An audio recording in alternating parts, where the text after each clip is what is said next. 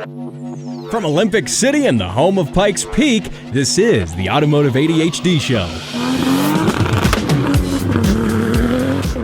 Oh yeah, here we are, rocking it for another great edition of the Automotive ADHD Show. My name is Matt West, and this is a car show. This is the show where I convince otherwise normal people to delve into a financially crippling hobby that is cars, and I am so far down the hole with that hobby, I don't think there's no coming back at this point. There isn't. Now, we've had another snowy week here in Colorado, which is a great time if you have a garage to work on the car in the warmth. You can't drive it as much.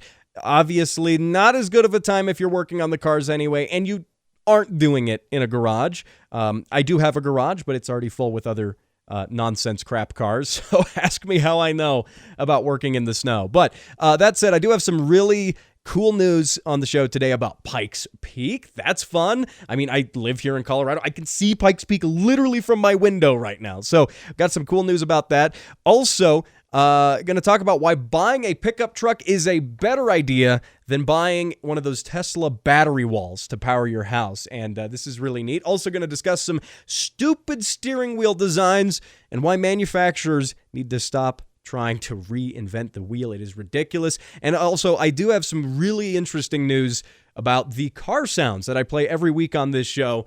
And some news that you might find interesting. And that's going to be in the third segment of the show. You got to stick around until then.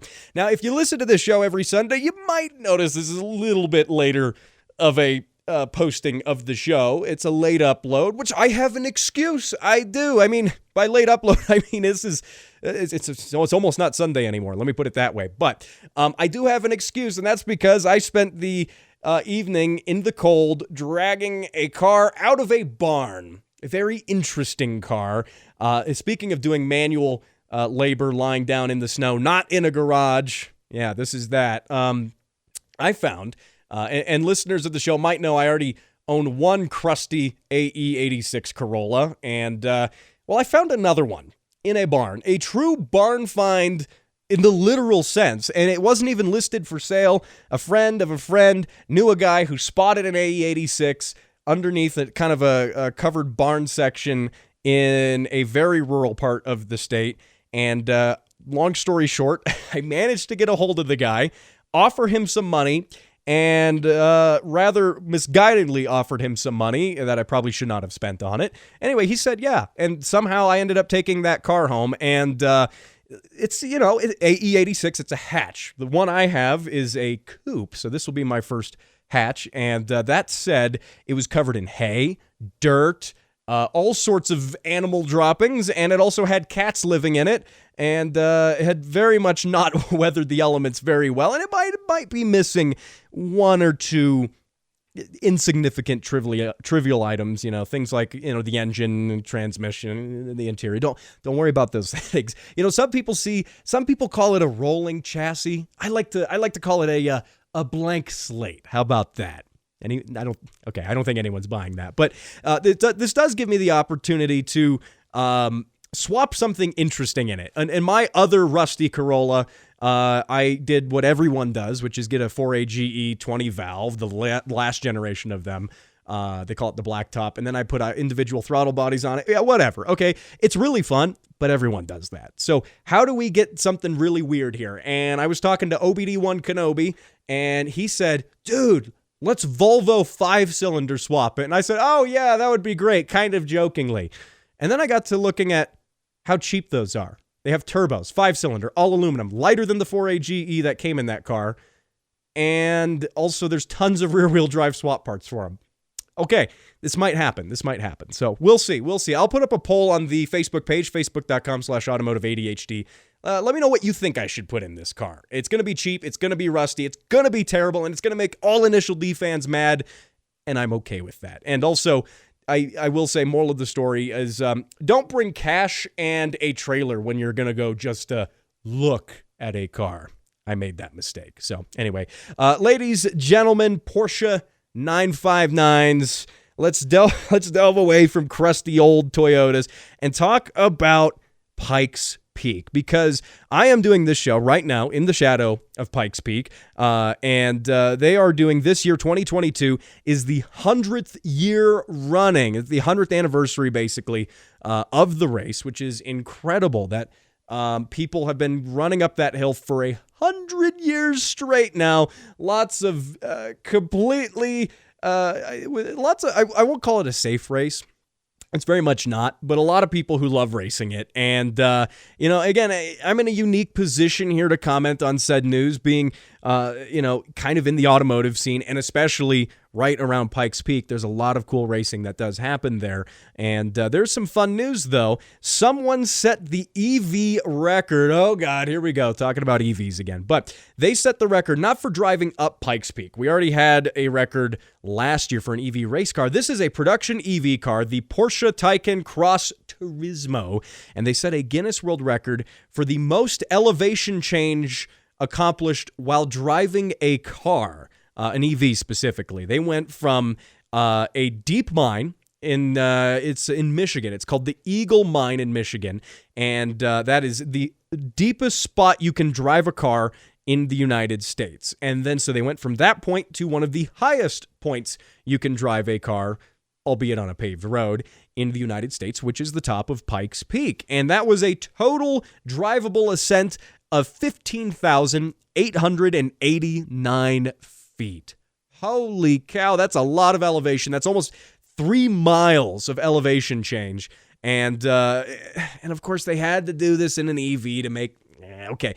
Honestly, the EV was probably the best vehicle suited for this task, though, because it's not susceptible to... altitude density, how the density of the air. As you go up Pikes Peak, the air up there gets very thin, and the amount of oxygen in the air, the air's less dense up there. So you have a lot less power. It's like this, think of like boost with a turbo, right? Except negative boost. You have less power that you do up there than you do at sea level. And that's about 70. The atmosphere up there is only about 70% of what it is at sea level. So that said, an EV is not susceptible to those things. It's not burning gasoline and compressing air and doing all the good old stuff of combustion. It's not doing that. The EV's got as much power at sea level as it does up there. So yeah, I get why they chose that. Maybe also chose it for, Porsche marketing reasons. I don't know. But at least it was not the Porsche Taycan Turbo. I really have to disagree with Porsche calling that car the turbo. Like, it has a turbo model of that. Even though it's electric, you can't have a turbo model that's electric because there's no turbo on it. It's ridiculous in my opinion, ever since they announced that. So at least they weren't using the incorrectly named Porsche Taycan Turbo. And yes, people say, well, it's Porsche's car. They can call it whatever they want.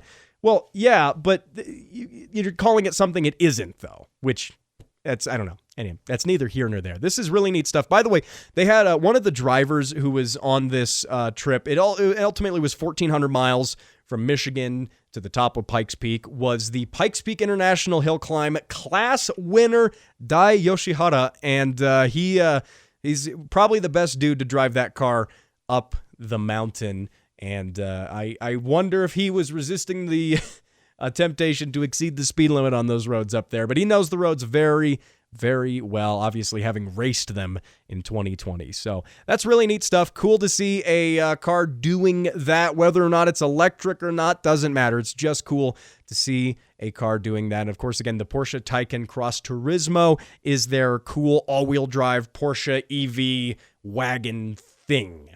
It's a cool car. It's very practical. I will give it that. So also, something related to Pikes Peak, but maybe more exciting than EVs. Yes, here's another piece of information. Just some fun Pikes Peak news. Pro drifter Mad Mike has announced that he is going to be running the mountain okay, so sure, whatever. He announced it. That's not the news. The news is what he said he's going to be driving up that mountain, as a lot of race teams and stuff are going for EVs and, things like that up the mountain as well.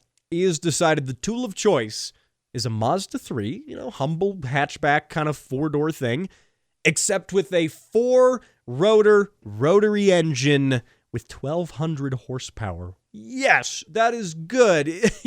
And yeah, that is fantastic. And of course, the rotary engine is everyone's favorite spinning triangle non-piston machine out there. If you're unfamiliar with the rotary, it literally is. It is a cool piece of engine technology, mostly because of the fact that it was the only substantial evolution in internal combustion in about 100 years. So that's really cool. There's no pistons. There's like 3 moving parts, if that.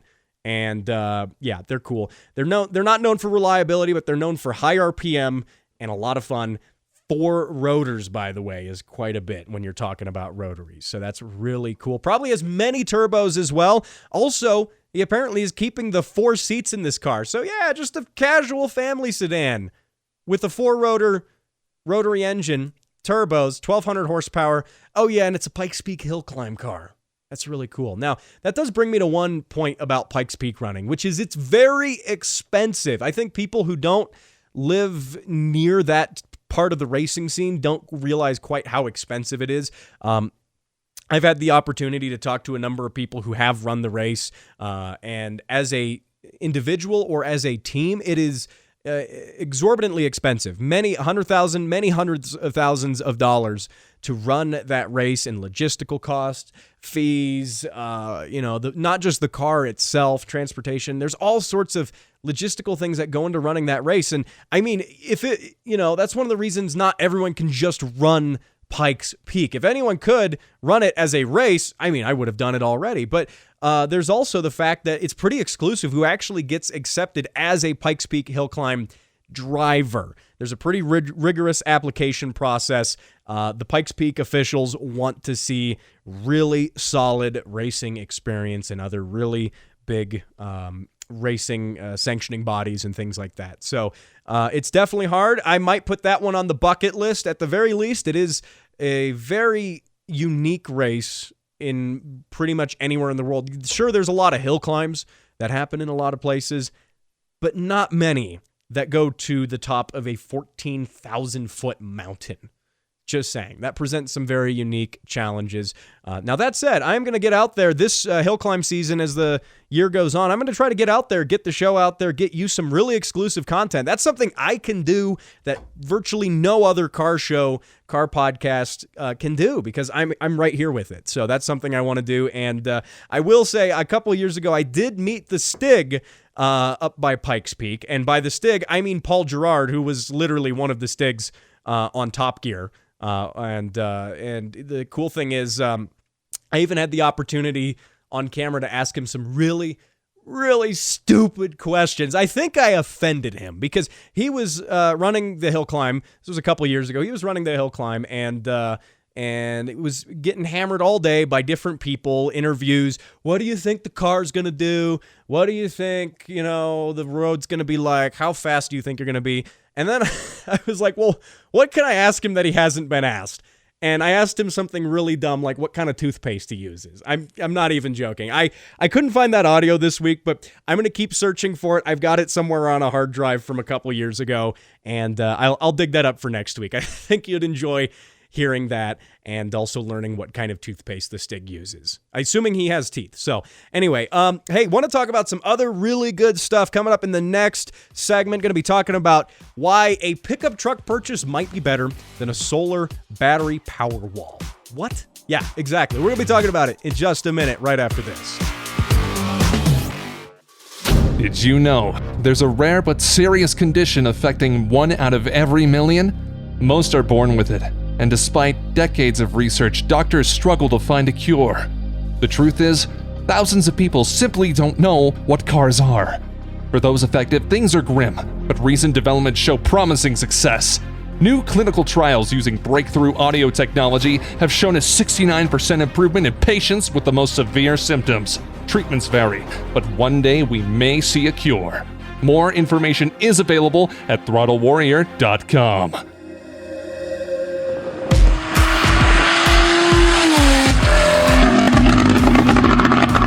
Yeah, there we go. Those car sounds are courtesy of Steve Kraft and his Porsche 911 Turbo with a custom exhaust, which sounds like a freaking F1 car. It sounds amazing. Now, those car sounds could be yours. You can send your car sounds into the show, facebook.com/automotive ADHD. You can also email them to me as well, matt@throttlewarrior.com. I do have some exciting news about the car sounds that I play here, and I'll tell you about those in the next segment. But first, I want to give you a little bit of a PSA, a public service announcement about oil pressure. So, interesting thing happened to me last week. A friend of mine called me up, and I said, I got to be careful how I address this person. Must not give out any details, for they might be listening to this show.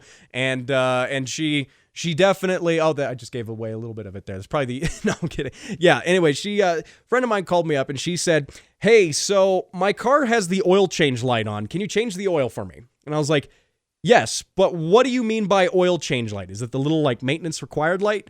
She's like, "No, it's the little red oil light with the little oil can looking thing." And I thought, oh no, because that doesn't mean you need to change your oil. And I don't mean to sound insulting to people who genuinely don't know. If you don't know something, you don't know. But that little, the little genie light that comes on, the little red oil lamp looking thing, looks like a genie in a bottle. Yeah, that doesn't mean you need to change your oil. That means you don't have oil pressure. And oil pressure, let me explain this, is a fundamental principle on what keeps your engine running and keeps it from literally blowing to pieces. Because you have the bearings in a motor, and they're not bearings like you would picture like a little rolling bearing. They're just basically slim pieces of metal that ride along the crank. And on the crank, you have a polished surface that these slim pieces of metal ride along that connect to the connecting rods, and those connecting rods connect to the pistons, and the pistons go up and down. So these are only separated by a really thin film of oil, and that oil is pumped through the engine with a certain volume from the oil pump, and that volume turns into pressure as it passes through little passageways in the engine and into these bearings. Well, if you suddenly don't have oil pressure, that means there's no oil getting on the things that need oil, and when that doesn't happen, you have metal on metal contacting, and that's not good, because when that happens, the engine is pretty much as good as dead. An engine, if it loses oil pressure, can become very damaged very quickly. I mean, in the matter of minutes, sometimes even seconds, depending on what's happening. And that's why it's so crucial to understand, at least if you don't understand the mechanics of why it happens, and it's hard to explain it in an audio-only format like this, but, if you don't understand that, that's okay. Just know when that little oil pressure light comes on, you should pull over literally as soon as it is safe to and shut the engine off, because that means very substantial damage could, happen to the engine. Like if, the light flickers maybe for a second while you're starting it or anything like that, that's not a big deal. This is also where I have problems with idiot lights in cars, as they call them. Instead of giving you gauges to look at, they give you lights, and lovingly, the auto industry likes to call those idiot lights. It's not condescending at all, but the problem is a lot of people don't know what the lights mean. Which, if you had a gauge, you could see something failing in time to react to it. But then again, the argument is, well, the people who don't know what the lights mean also probably don't know how to read the gauges or what the gauges do. Moral of the story, I guess, is read your owner's manual. Like, if you get a car and you don't know, if there's a light on the dash, you don't know what it does, go find out, because it could be really bad if it turns on. Then again, if it's check engine light, just cover that up with a piece of tape. I don't know. So, hey, anyway, so I saw something really interesting. Jason Frensky, he's the dude behind Engineering Explained on YouTube, the YouTube channel Engineering Explained. He is much more eloquent at explaining engineering concepts than even I am, which is why this is his job. That's what he does. Well, he made an interesting point the other day talking about Tesla's Powerwall, which is a thing for your house. It's not a car. It's a battery pack you buy from Tesla that you install into your house, and it's honestly kind of cool. But the issue with it is they're $10,500 each for a 14 kilowatt hour capacity, which I'm not a big electric car person, but I can tell you that 14 kilowatt hours is an amount. I know that much. Now, but this is where Jason comes in to explain this. A Ford F-150 Lightning EV, the electric truck that they're going to be shipping out, has a battery capacity of 98 kilowatt hours. So 14 kilowatt hours on the Powerwall, 98 kilowatt hours on the truck. Well, okay, why am I even going into this? Because it turns out that if you wanted to replicate the battery capacity of the pickup truck with the Powerwall and have it as a supply for your house, you would need to buy 7 of these Powerwalls. 7 at $10,500 a piece. So simple, math, it would basically cost a lot of money to put these Powerwalls in your house. Like, let's take, like right here, doing it live, take 10,500 times 7. That's like $73,000 to get the equivalent power capacity in a house. So what you can do, on the other hand, and this is what Jason recommended, is instead of buying the Powerwalls, you just buy the pickup truck, because the pickup truck, get this, starts at $40,000. So Powerwalls, over many, many, many tens of thousands of dollars. The pickup truck only 4 tens of thousands of dollars. $40,000. So, and so what's the better deal there? Now, think of it this way. You can't drive a Powerwall, but you can drive the pickup. And now the argument for this is the truck is not always there at home charging from presumably the solar panels on the house that would be feeding the batteries, which is a fair argument. I will concede to that argument. But you still can't drive the Powerwall. You can drive the truck. And now think of it this way. This is perfect if you are a bachelor, right? So you have your solar panels on your house and you're charging your battery wall or you're charging your truck. Well, if you only have the truck and say you drive it to work, you need, first of all, you need that power to generate during the day. If you have solar, you need the solar panels to put electricity into the batteries during the day so that you have electricity at night when the sun isn't out. But this is an idea, right? So you have the truck and you drive it to work. You plug your truck in to charge at your work. And, a lot of offices and stuff have, charging stations in their parking garages now. You plug that in. And that charges up while you're at work off of your company's electricity, which is presumably free. Your company that you work for is paying it. And then you drive that truck home. And if you don't have that long of a commute, you still have a significant quantity of power left in the truck. Then you plug the truck into the house, and then you have electricity for the rest of the night without the need for the battery wall. And so you're not at home. So why do you need to have the battery wall? Like this is why I said this works for bachelors, because, if you're not home, then who is, right? So that way, I think this is a brilliant idea, by the way. If you're not at home anyway, why have any electricity in the house? You can't use it. You're not at home. Drive your truck to work, charge your truck at work, drive it at home, plug the truck into house, and then you got electricity for the rest of the night. I see zero flaws with this plan. I think it's a brilliant solution. I think I have solved everything with this idea, and I shall be taking my award shortly. Now, I mean, come on. Why pay for electricity at home if you're not there to use it? Just saying. So, anyway, got some exciting news coming up about the car sounds on this show. Also, going to talk about why reinventing the wheel is a terrible idea. That's coming up next. Every day, thousands go without the ability to buy necessary and life-saving parts. Parts like turbos, coilovers, and wheels. I'm Steve, turbocharged BRZ. It doesn't run because I can play with my connecting rod through the hole in my block. Project cars sit unfinished, waiting for parts, collecting dust. My name is Todd, and I bought a rotary. It's okay, bro. We'll swap it. But no more.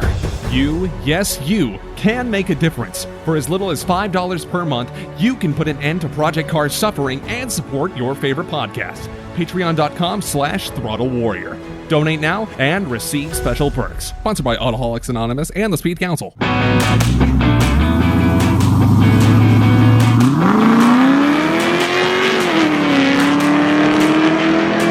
There we go. Hear those car sounds? Send yours in. Tyler did. That is his C6 Corvette with headers and an exhaust. He says he's unfortunately sold the car since recording that sound clip, but God, that car sounds amazing. Now, of course, if you want to send your car sounds in, you can do that. Facebook.com/Automotive ADHD. You can also email me, Matt@throttlewarrior.com. I like to play these car sounds on the show because it's a way for me to interact with you, for one. Also, it's a way to put cool car noises on the show. I'm a gearhead. I love cool car sounds. So that works out. Now, the exciting news that I have about this is I've had enough of these car sounds sent in recently that I feel confident enough to start a monthly giveaway to people who send their car sounds in to the show. And what I have right now to start, it is humble, but it will be of value to you. I have a $25 gift certificate to your favorite auto parts store and the very first edition of some Automotive ADHD branded merchandise. Yes, we are going by the way of George Lucas when it comes to merchandising. So here we go. I got some cool stuff. I do have a couple, one order of said merchandise coming in, and in just a little bit. I'm going to inspect it before I send it out. It's the first order of it. I'm going to post it on the Facebook page if you want to see what it is. It's not just a t-shirt or a ball cap. You can't, you can wear those, but they don't do anything. This actually has a practical purpose in your daily life. So you also want to stay tuned on the Facebook page to check that out. Now, how this giveaway will work, I will be drawing from the pool of people who have sent car sounds in over the course of each month, and I will do that drawing at the end of the month, last week of the month, and I'll announce it on the show for the last week of the month. And I'm going to be picking from all of the past entries at random. Now, the good news is if you send your entry in, you will already be entered to win for your chance to win.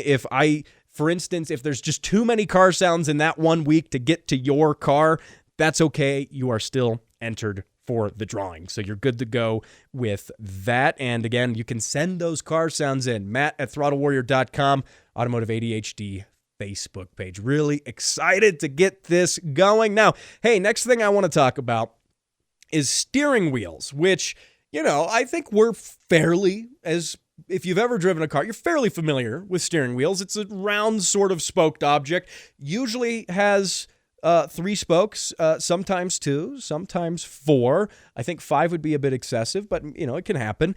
They can be wrapped in leather, suede, wood, or also those trashy clearance aisle steering wheel covers that you find at AutoZone. Yeah, also, those are really dangerous, by the way. Side note, I would not recommend using one. If you do have one, I would not recommend it. At least in a performance driving context, those are really sketchy. But anyway, this is the steering wheel. It's a super old design. It's reliable.